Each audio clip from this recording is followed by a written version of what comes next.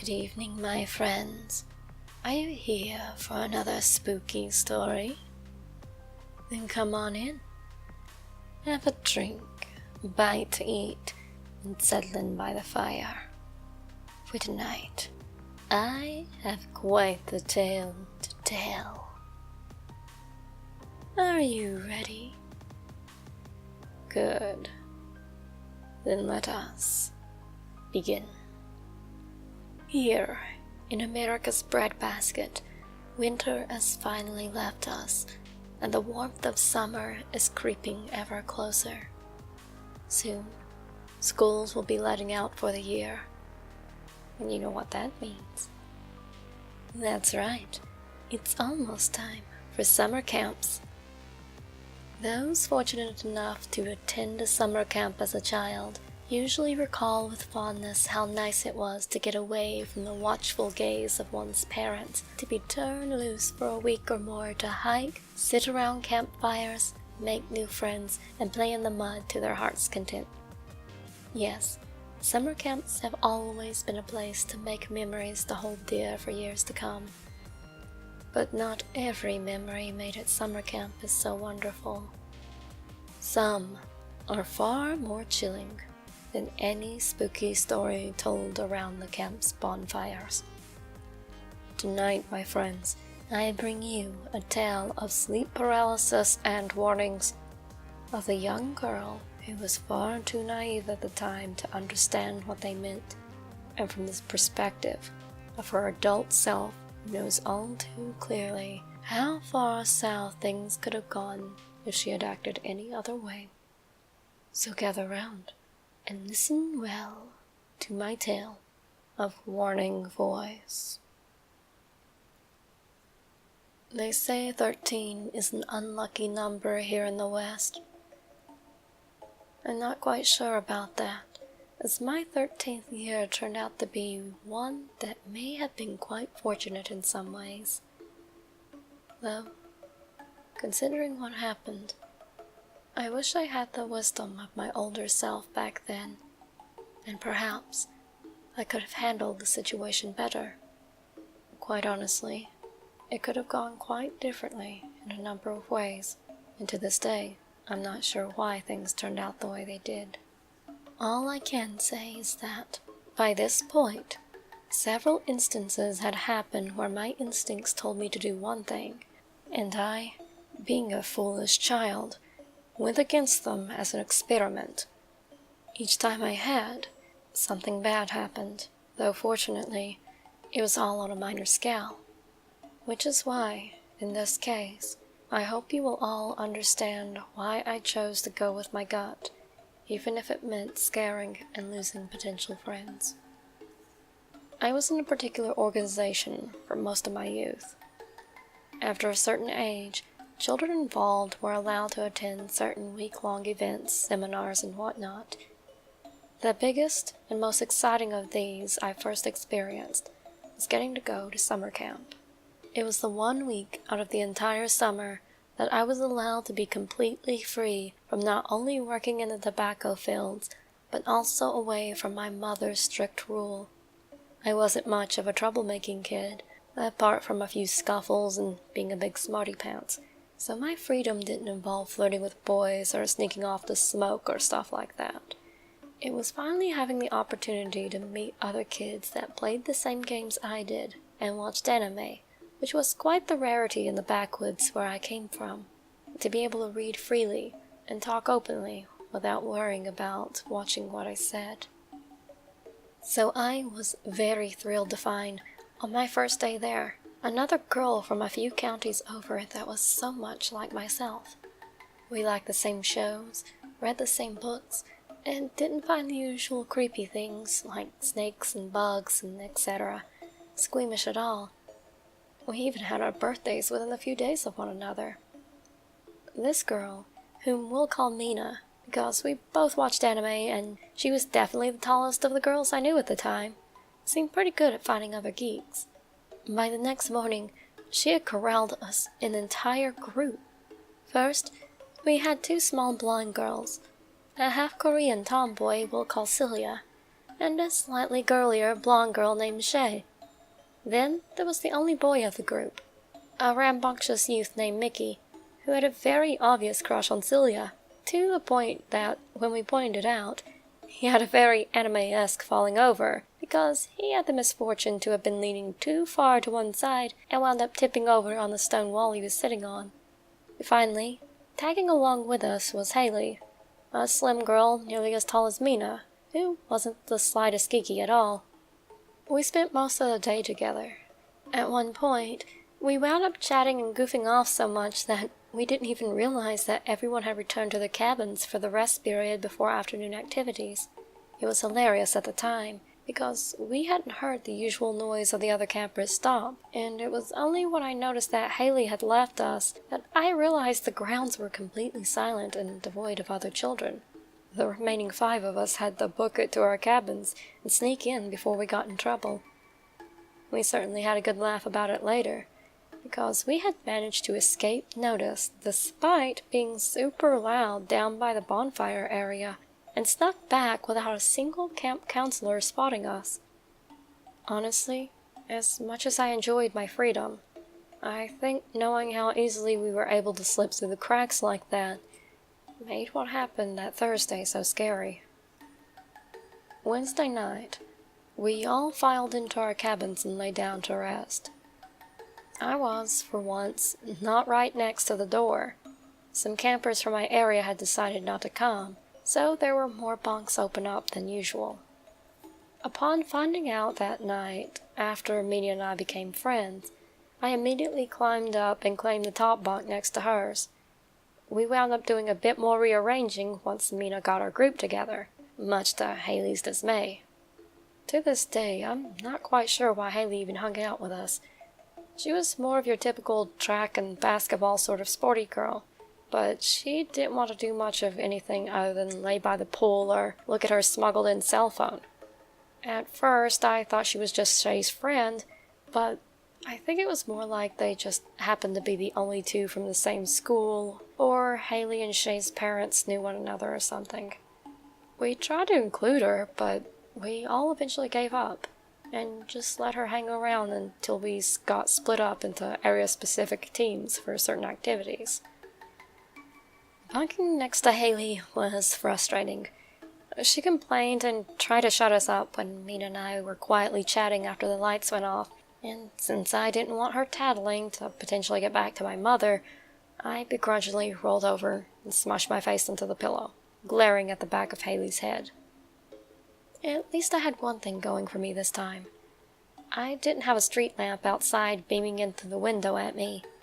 I did, however, have to contend with the rickety ceiling fan that was directly above my bunk.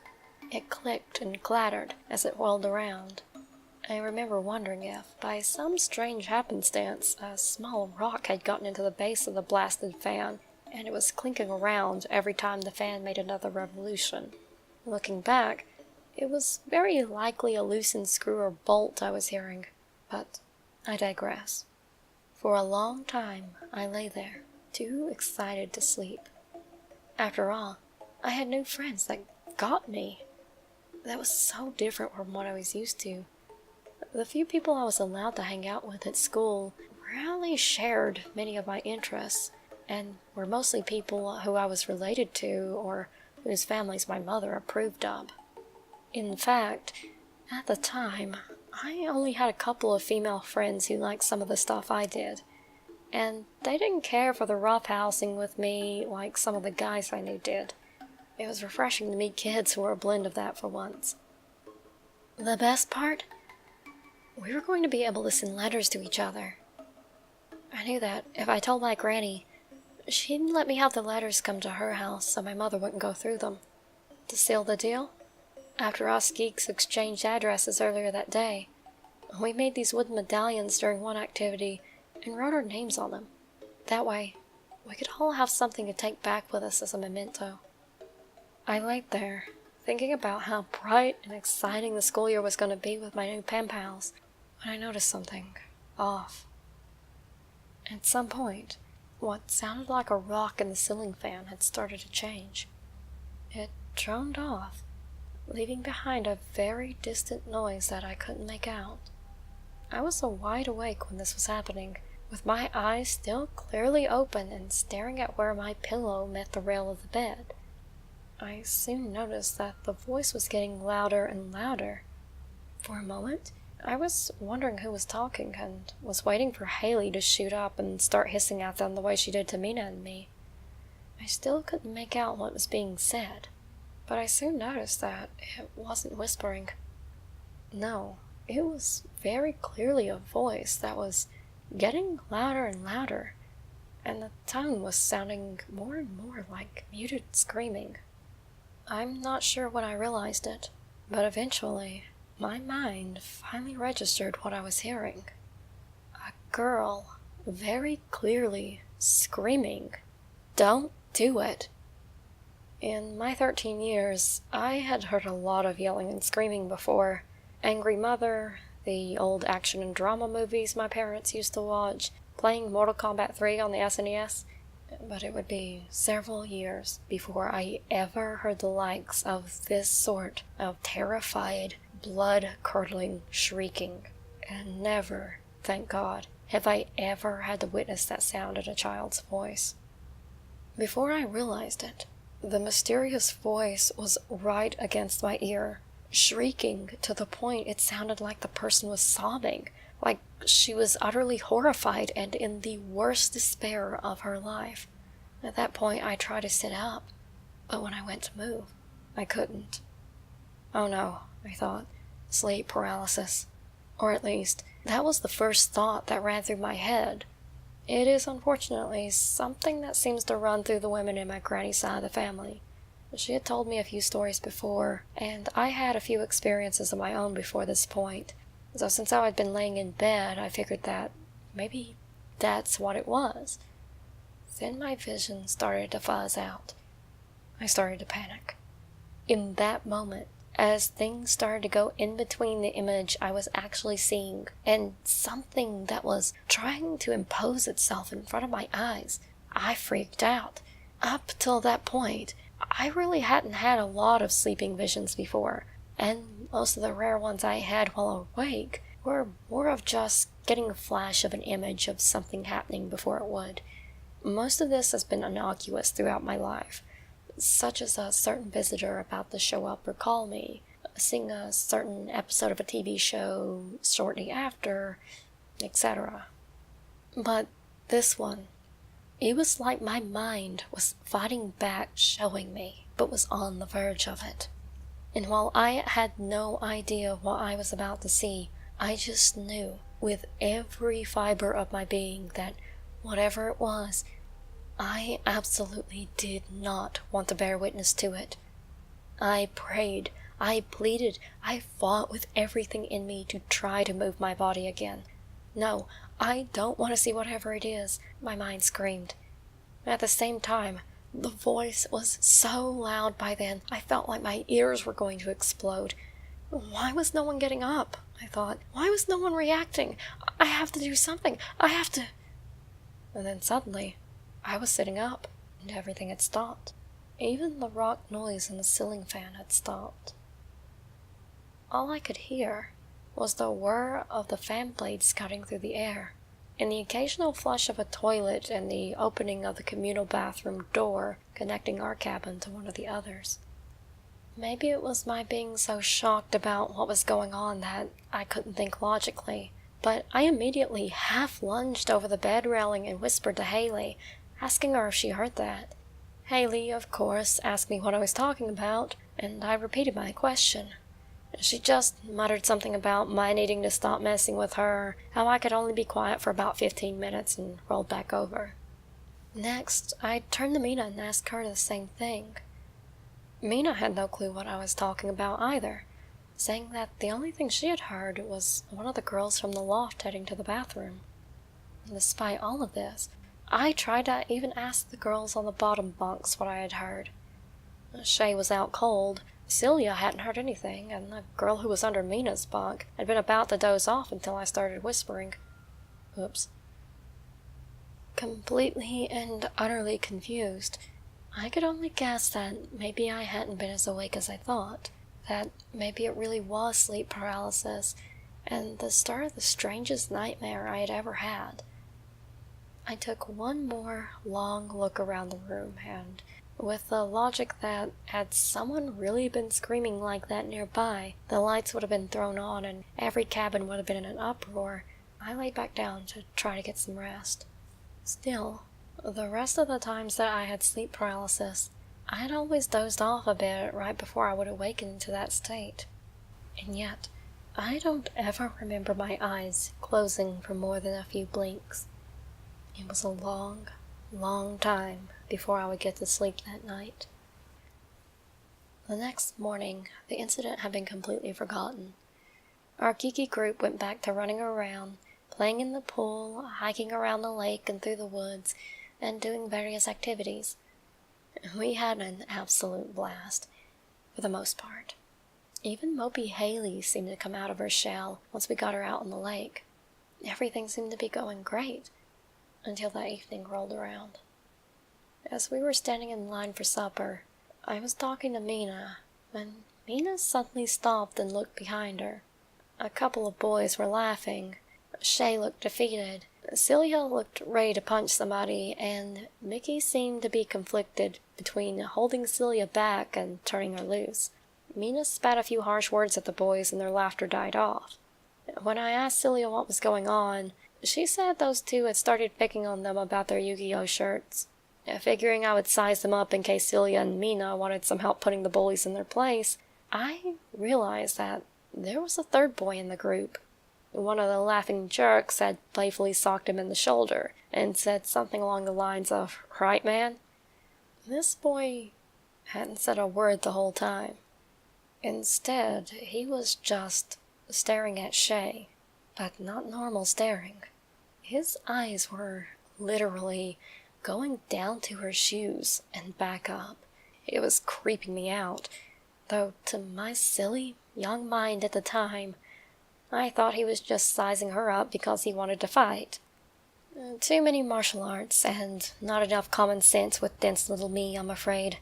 I would realize many years later that he was checking her out, though the way he was going about it was more like he was sizing her up like he wanted to eat her. I'm talking about Hannibal Lecter style, because he didn't have the same eyebrows raised, appreciative of what he was looking at sort of look guys have when they check out a lady when they think she isn't looking. No, this was unnerving. He was staring as if he was trying to bore a hole through her with his eyes. Since young, dumb me figured, oh, he's just planning to tackle the little one, my stout self maneuvered past Mina and moved Shay a bit behind me. This kid had a good 15 to 20 pounds on me, if the long white shirt stretched over his belly was anything to go by, and was a good 4 inches taller than me. But I'd brought down bigger guy classmates during scuffles before, so I wasn't too worried. Not until I saw his eyes. These eyes were literally 2 solid black pits. Like, he had the whites of his eyes, but his irises were so dark brown they were black. And the feeling I got from them just struck me cold. I'm talking the most chilling, terrible, icy cold feeling I've ever felt from another person in my life. This is after run-ins with some very dangerous, even unstable individuals throughout the course of my life. I'm talking people that should be locked up, if some of those folks aren't already in the pen or 6 feet in the ground. And this guy couldn't have been more than 14 or 15 years old at the max. All I know is that this guy was looking at me, but the vibes he was giving off, they weren't for me. He was all towards Shay. In an instant, the voice from the night before came back, and suddenly I knew. It was hard to tell because of the sheer, raw terror in that voice, a tone I had never heard in my life, but there was something distinct about it that sounded like Shay, if Shay was being eaten by a pack of rabid coyotes. Although, upon seeing the cold, icy, terrible feeling in that boy's eyes, maybe the rabid coyotes would have been preferred. When we finally got to the table, I was shaking so bad, I'd nearly dropped my lunch tray. I didn't even notice it until I went to set it down and it sort of hit the edge and nearly knocked down my hands. At that point, I must have lost the coloring in my face because Mina asked me if I was feeling alright because of how pale I was. I looked over at her and then over at Shay. And at this point in my life, most people I knew had some sort of paranormal experience. The ones that hadn't at least had a family member that had. So it didn't occur to me how what I was about to say might have been taken. And honestly, there had been plenty of instances in my family alone, as well as with people my relatives knew, and in old stories I read from other parts of the world, where warnings had prevented something bad from happening.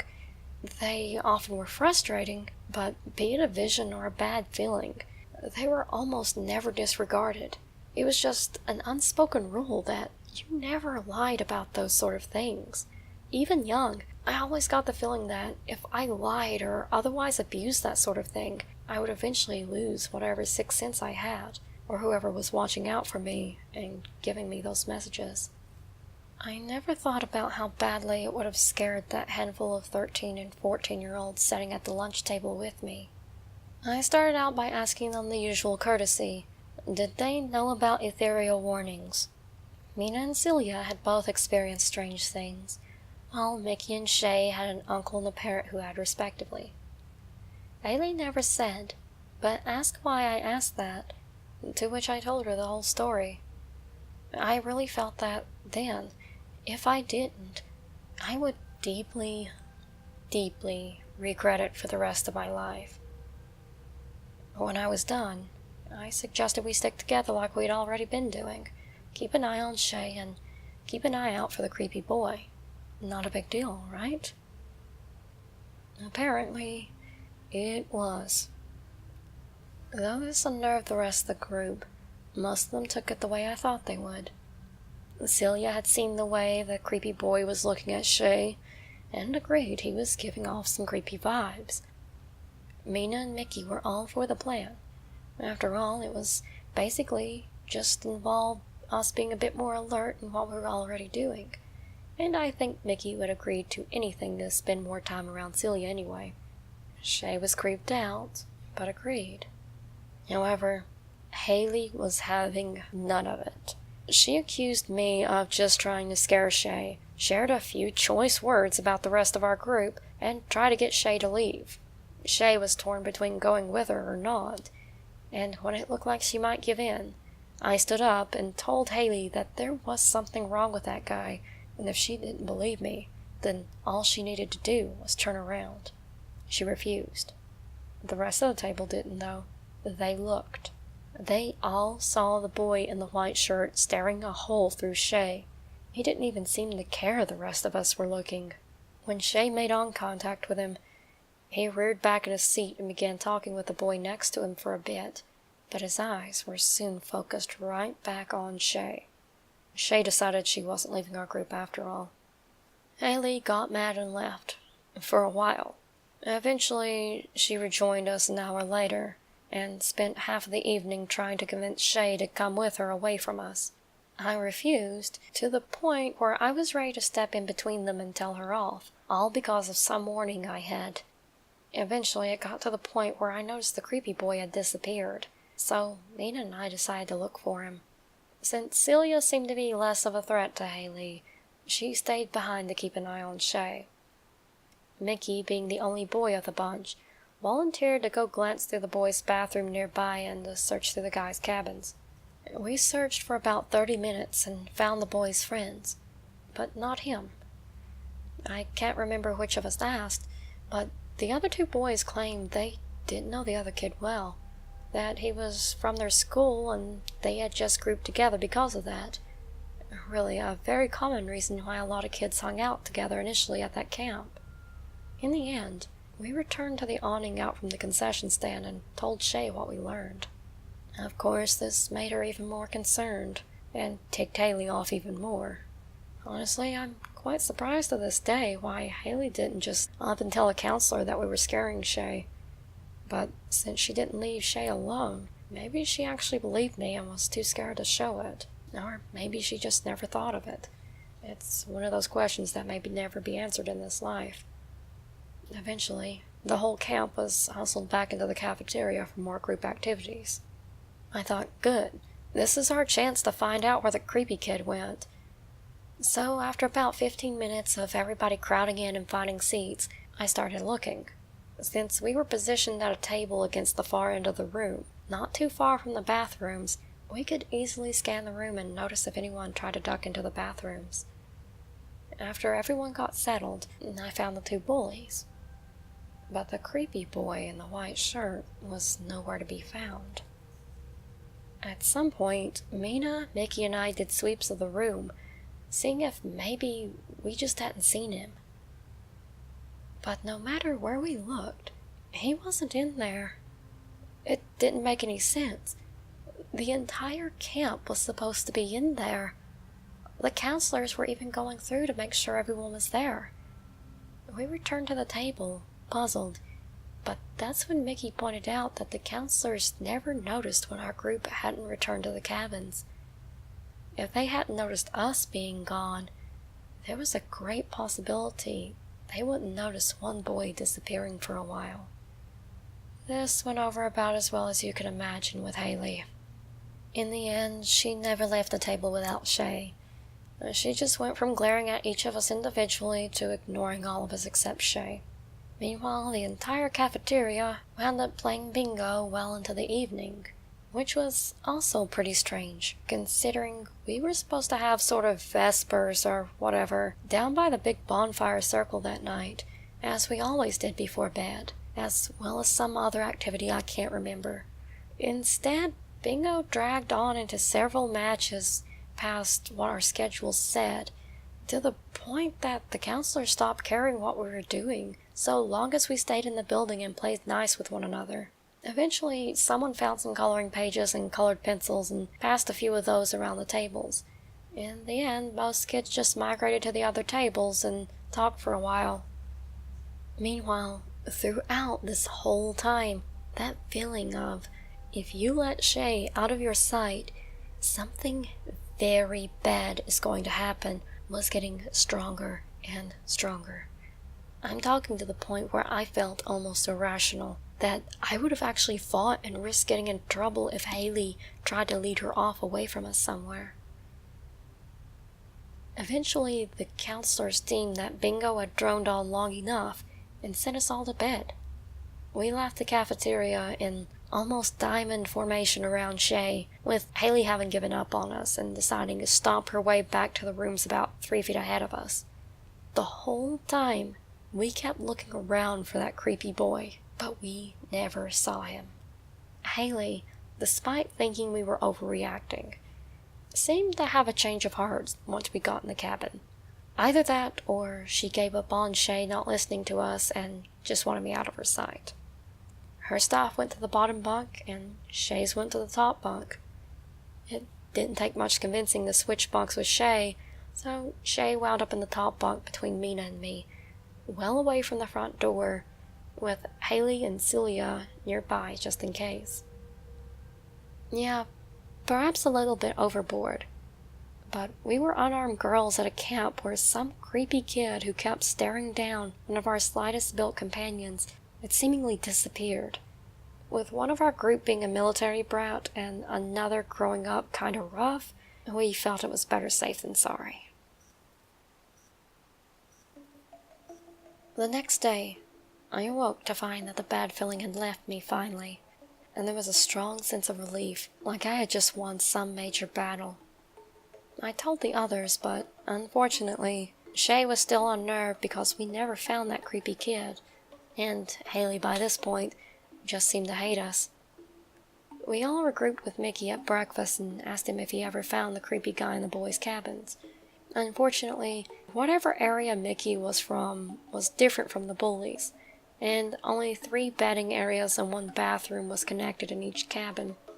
Whatever section those boys belonged to, it wasn't one that Mickey had access to. We only had about 5 hours left at camp, and while we did see the bullies, I don't ever recall seeing the creepy boy again. The bus from my area was the last to leave, and while I caught a glimpse of one boy sitting on the bus that left before mine that looked sort of like him, I seriously had my doubts as to whether that was him, because the bus with the bullies had long since left. After I returned home, Celia, Shay, Mina, Nikki, and I all kept in contact for a little while. I received one letter from Shay, a couple from Celia and Mickey, as in one letter from the couple of them, but I never heard from Haley again. Mina and I kept in contact for a while longer, but even that died away eventually. It wasn't until 9 years later that Mina and Celia tracked me down, and while I did lose contact with Celia again, Mina and I still chat once in the blue moon. And that wasn't my last time at camp, nor my last event with that organization. But never again would I ever have any terrifying warnings at that camp. Looking back over all the close encounters with messed up people throughout my life, I can honestly say that I still have never met anyone who has chilled me to the bone as much as that kid did. And I've actually went to a prison on a school trip and talked with murderers on death row, so that's saying something. I've had other instances of sleep paralysis, warnings, visions, and general spooky experiences, but few have been so terrifying as that one. Do I still think, after all this time, it really was a warning to protect the little girl I was friends with? Yes. Do I wish I had acted differently so as not to have freaked out her and Haley? Oh, absolutely. But I have to think, if I knew even a little bit more than I did back then, would I have acted the same way? I'm not sure. I might have called my own bluff, so to speak, and wrote it off as just being a very bad dream or anxiety or something, despite my bad feelings. But as a kid, you have to go with your gut a lot because you don't have the same knowledge and wisdom as an adult. Do I have any idea now what the possible vision might have been? Why that voice was screaming that way? And unfortunately, as an adult, I'm not nearly as naive as I was as a kid, so I do have some theories as to what it might have been. And if either of them are right, then I'm sure I'm glad I thought so. The worst I experienced was just hearing that voice. If my theory was right, then I really never would have forgiven myself for not listening to my gut, no matter how badly I might have messed up part of the day at summer camp for my new friends. Maybe you're wondering if I've creeped people out with my bad feelings and stuff since then. Maybe a few times. I would still choose to creep someone out and lose a friend than wind up with someone hurt when I could have done something about it. Because the consequences for ignoring those warnings have never turned out well.